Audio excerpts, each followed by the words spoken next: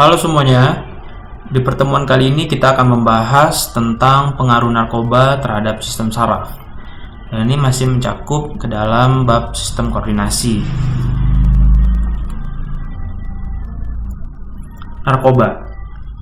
Narkoba merupakan satu singkatan dari narkotika, psikotropika, dan bahan adiktif lainnya.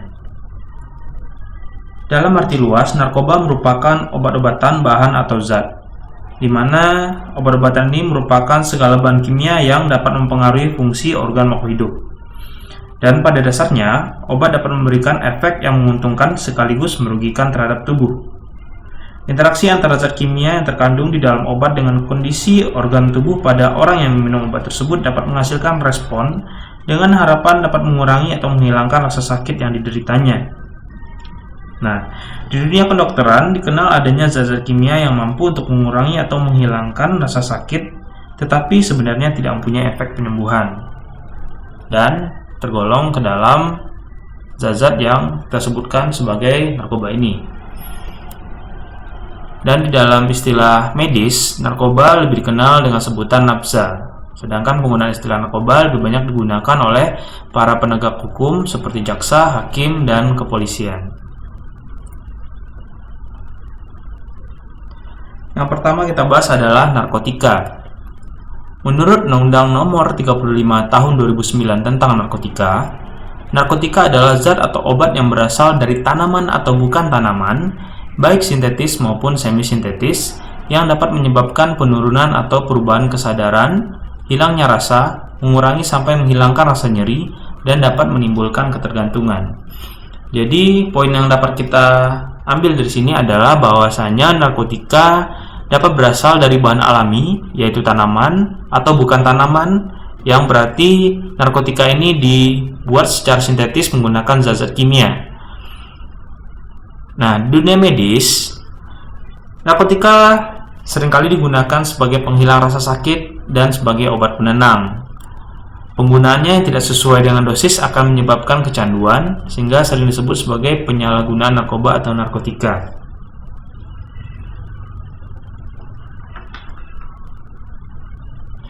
Menurut Undang-Undang Nomor 22 Tahun 97, narkotika diklasifikasikan menjadi 3 golongan. Yang pertama, paling berbahaya, daya adiktifnya sangat tinggi, dan tidak dianjurkan untuk pengobatan. Contohnya adalah opium, ganja, dan kokain. Golongan kedua, memiliki daya adiktif yang tinggi, namun pada keadaan tertentu masih dapat ditoleransi untuk digunakan sebagai obat dan digunakan dalam proses penelitian. Contohnya adalah benzetidin, betametadol, dan petidin. Golongan ketiga, memiliki daya adiktif rendah atau ringan, dan dapat digunakan untuk terapi pengobatan dan penelitian secara luas. Contohnya adalah kodein, propiram, dan nikokodina. Jadi kodein ini salah satu zat yang seringkali ditemukan pada obat batuk atau analgesik.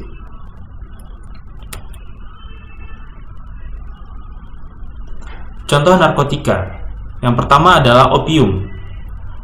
Opium berasal dari tumbuhan yang bernama Papaver somniferum. Jadi opium dibuat dari getah tumbuhan papaver yang berwarna putih dari buahnya yang belum matang. Setelah itu diolah dengan cara dikeringkan hingga berubah warna menjadi coklat. Kemudian getah ini dipungut dan dapat dipasarkan langsung sebagai opium mentah. Pemakaiannya dapat ditelan secara langsung. Pada beberapa kasus zaman dahulu orang banyak menggunakan opium dinikmati dengan sambil minum teh atau kopi, dan dapat juga dihisap atau inhalasi. Efek yang terjadi ketika mengkonsumsi opium adalah hilangnya rasa sakit dan rasa cemas, penurunan kewaspadaan dan rasa nyaman atau santai yang sering disebut dengan fly. Kemudian pernafasan diperlambat, pandangan terbatas, mual, hingga penggunaan berlebihan dapat menyebabkan kematian. Contoh yang kedua adalah morfin. Morfin sebenarnya adalah obat yang digunakan untuk mengatasi rasa sakit dengan intensitas sedang hingga parah, seperti nyeri pada kanker atau serangan jantung, dan obat ini sangat lazim digunakan dalam dunia medis. Sumber dihasilkan dari pengolahan atau ekstraksi opium. Jadi opium yang mentah tadi jika disuling atau diekstraksi lebih lanjut dapat menghasilkan morfin. Cara penggunanya adalah dicairkan lalu diinjeksikan ke tubuh dengan jarum suntik. Karena seringkali morfin juga berupa bubuk. Nah, efek samping penggunaan morfin mengantuk, gatal, berkeringat, timbulnya ruam dan kemerahan pada kulit, pusing dan sakit kepala, mual dan muntah, konstipasi, sulit buang air kecil, terjadinya gangguan tidur, mulut terasa kering, dan perubahan suasana hati. Yang ketiga, heroin atau putau. Sumbernya heroin alias diamorfin adalah hasil pengolahan morfin secara kimiawi. Jadi setelah opium kemudian diekstraksi lagi menjadi morfin, jika dilakukan pengolahan lagi dapat menjadi heroin, dan nanti kalau diolah lagi bisa mendapatkan sabu-sabu. Efeknya adalah narkotika satu ini dapat menimbulkan efek yang lebih kuat jika dibandingkan dengan morfin itu sendiri. Beberapa efek samping yang cukup parah yang timbul akibat penyalahgunaan heroin atau seringkali disebut dengan putau antara lain denyut nadi melambat, otot menjadi lemas, pupil mata mengecil, hilangnya rasa percaya diri, dan tekanan darah menurun. Ganja. Ganja berasal dari tanaman Cannabis sativa. Efek yang sering ditimbulkan adalah mulut dan tenggorokan terasa sangat kering, sulit mengingat, nafsu makan meningkat, euforia atau rasa senang berlebih, dan denyut nadi dan jantung lebih cepat. Ganja seringkali dikonsumsi dengan cara dilinting atau dibuat sebagai pengganti tembakau dan dihisap seperti menghisap rokok pada umumnya. 2. Psikotropika. Menurut Undang-Undang Nomor 5 Tahun 97 tentang psikotropika, psikotropika adalah zat atau obat, baik alamiah maupun sintetis, bukan narkotika, yang berkhasiat psikoaktif melalui pengaruh selektif pada susunan saraf pusat yang dapat menyebabkan perubahan khas pada aktivitas mental dan perilaku. Jadi jika kita lihat, ada beberapa persamaan dan juga perbedaan antara narkotika dan psikotropika. Narkotika memiliki cara kerja mirip obat bius sebagai penghilang rasa sakit, menyebabkan penurunan kesadaran, menimbulkan kecanduan dan ketergantungan. Sedangkan psikotropika memiliki cara kerja dengan menyerang saraf pusat, menyebabkan efek halusinasi dan penenang, dalam dosis tertentu menimbulkan ketergantungan. Apabila tidak konsumsi, si pemakai akan merasa tidak tenang. Nah, jadi di sini perbedaan mencolok yang dapat kita simpulkan adalah narkotika cenderung menurunkan kesadaran dari pemakainya atau pencandunya, sedangkan psikotropika sebaliknya. Dia lebih menenangkan sehingga pencandunya yang awalnya memiliki mungkin rasa cemas menjadi tidak cemas atau lebih bersemangat. Dan persamaannya adalah sama-sama menimbulkan ketergantungan. Menurut Undang-Undang Nomor 5 Tahun 97, psikotropika diklasifikasikan menjadi 4 golongan. Yang golongan pertama adalah golongan yang memiliki daya adiktif atau candu yang sangat kuat, dilarang penggunanya untuk terapi pengobatan. Contohnya LSD, ekstasi atau MDMA, dan ketitona.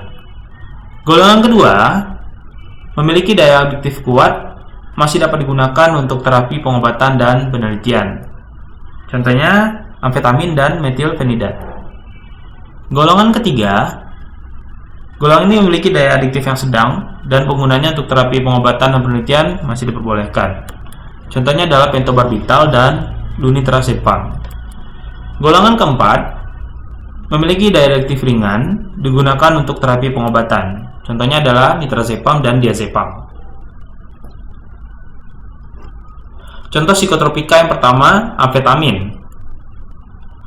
Amfetamin adalah obat stimulan sistem saraf pusat yang digunakan untuk menangani narkolepsi dan attention deficit hyperactive disorder atau ADHD. Amfetamin bekerja dengan mengubah kadar zat alami tertentu yang mengontrol impuls di dalam otak sehingga meredakan gejala dari kondisi yang diderita. Nah, beberapa efek samping yang juga dapat ditimbulkan oleh amfetamin berupa pusing hingga pingsan, jantung berdebar, mengalami delusi, hilang ingatan, dan halusinasi, gemetaran dan otot terasa kaku, penglihatan menjadi kabur, ruam pada kulit, gatal-gatal, bengkak pada wajah, tenggorokan, lidah, bibir, dan mata. Si pemakai juga dapat merasakan kesulitan bernafas dan menelan. Warna kulit jari tangan atau kaki berganti dari pucat ke biru lalu merah, dan dapat terjadi luka pada jari tangan atau kaki. Jadi amfetamin ini juga sering digunakan sebagai obat perangsang yang dapat menyebabkan orang menggunakannya tetap terjaga. Ya, banyak dipakai oleh mungkin mahasiswa-mahasiswa yang butuh ya extra time untuk belajar, atau para pekerja yang mesti lembur. Kemudian ini juga sering digunakan oleh para atlet yang sering disebut sebagai doping agar tetap memacu metabolisme dan si pemakainya tetap mampu berkonsentrasi. Namun efek sampingnya tentunya adalah merusak dari sistem metabolisme dan sistem koordinasi karena memaksa tubuh melampaui dari batas normal.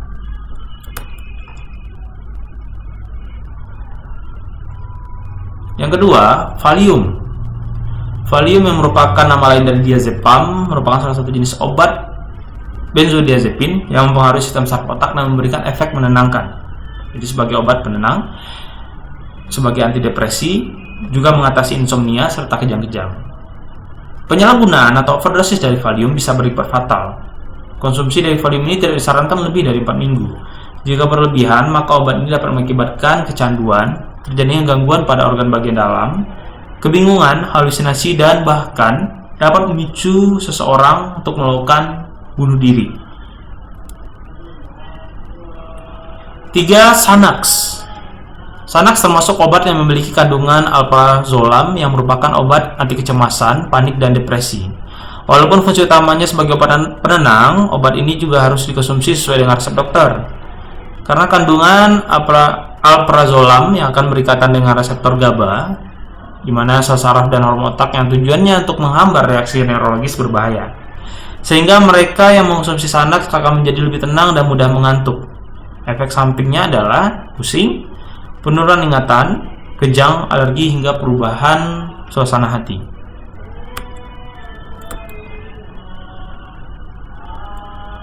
3. Bahan adiktif. Bahan adiktif atau zat adiktif merupakan zat yang menimbulkan efek ketergantungan namun tidak tergolong ke dalam narkotika maupun psikotropika. Contoh zat adiktif diantaranya adalah nikotin yang terdapat pada rokok, tembakau, kemudian minuman beralkohol, dan zat-zat yang apabila dihirup dapat memabukkan seperti lem ataupun thinner.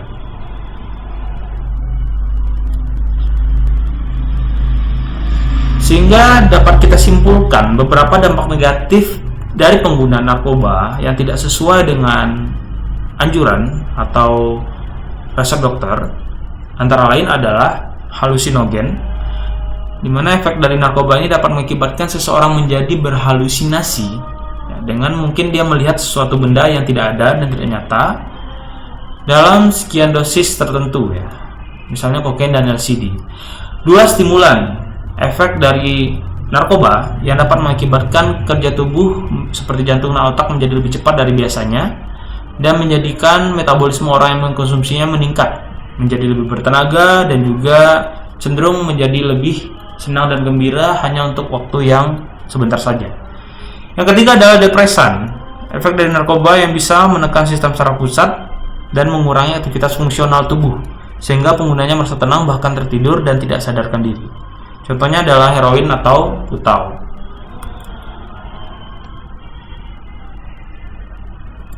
Sekian materi pada pertemuan kali ini sebagai penutup dari bab sistem koordinasi. Terima kasih.